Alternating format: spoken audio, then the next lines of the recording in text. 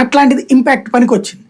ఇక్కడ కూడా కుటుంబం వద్దన్నే 2019లో పక్కన పెట్టింది. చెల్లి ఎంత గొడవ చేస్తున్నా ఇబ్బంది ఎందుకు, బాబాయ్ చేస్తున్నా ఇబ్బంది ఎందుకు, అక్కడ వెంటనే అంటారు రవీంద్రనాథ్ రెడ్డికి ఇచ్చాడు కదా వాళ్ళకనేది.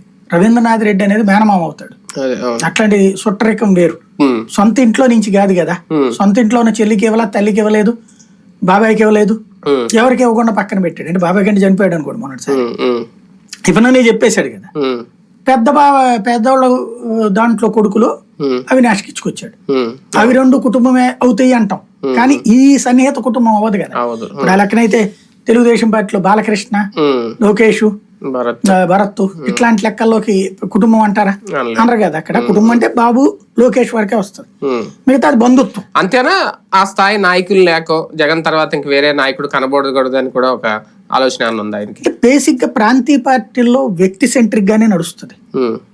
ఇప్పుడు మీకు దేవగౌడ కొడుకు అంతే కదా, చంద్రబాబు కొడుకు అంతే కదా, జగన్మోహన్ రెడ్డి అంతే కొడుకు లేడు కదా ఇప్పుడు. అంటే ఫ్యూచర్ లో ఇప్పుడు మేబీ పులివెందుల వరకు వాళ్ళు ఆవిడ తిరుగుతుందట. అదే అవును, అంతవరకు.